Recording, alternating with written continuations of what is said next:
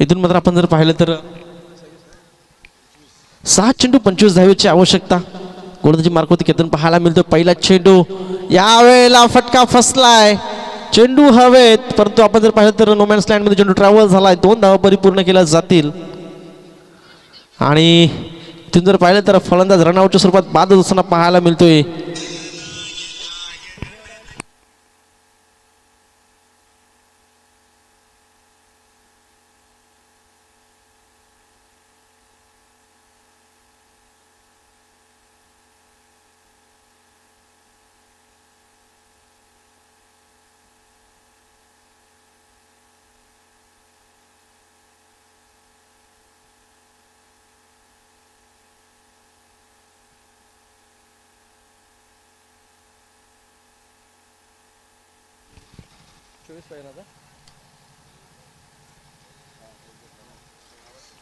इथून मात्र समीकरण बदलेल. आता मात्र 5 चेंडू 24 धावेची आवश्यकता असेल. यावेळेला पुढचा चेंडू,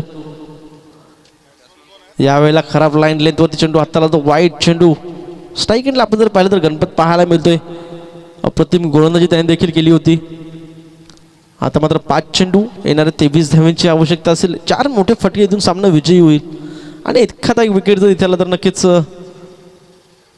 यावेळेला पुन्हा एकदा खराब लाईन लेंथवरती गोलंदाजी हाताला ते वाईट चेंडू. आता मात्र 5-22 समीकरण मैदानाच्या आतमध्ये.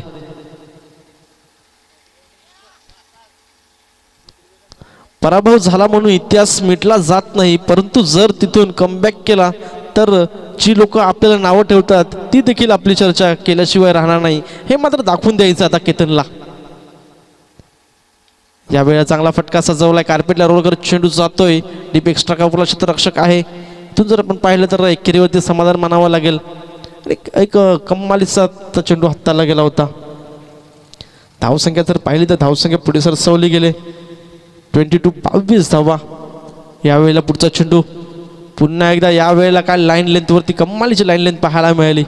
पुन्हा एकदा डॉट चेंडू पाहायला मिळेल. धावसंख्येचा विचार केला, धावसंख्या स्थिरावली गेली 22 या आकड्यावरती.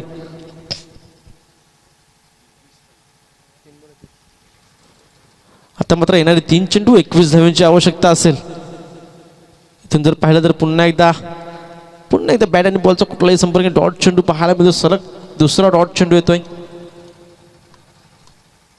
आणि इथून मात्र कमबॅक करून देत असताना पाहायला मिळतं आपल्या संघासाठी. पहिल्या सामन्यामध्ये आपण पाहिलं त्याने 22 धावा खर्च केल्या गेल्या होत्या. त्यानंतर तिथून जर पाहिलं तर चांगलं कमबॅक. यावेळेला पुन्हा एकदा कटचा फटका पाहायला मिळतोय. 1 धाव परिपूर्ण केली जाईल आणि इथून आपण जर पाहिलं तर सामन्यामध्ये फक्त उपचार पाहायला मिळत आहेत.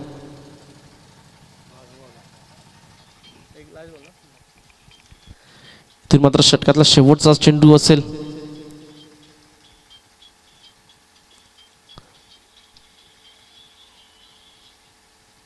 बघू यावेळेला पुढचा चेंडू शेवटचा आणि अंतिम चेंडू असेल आणि आहे देखील डॉट चेंडू पाहायला मिळतोय.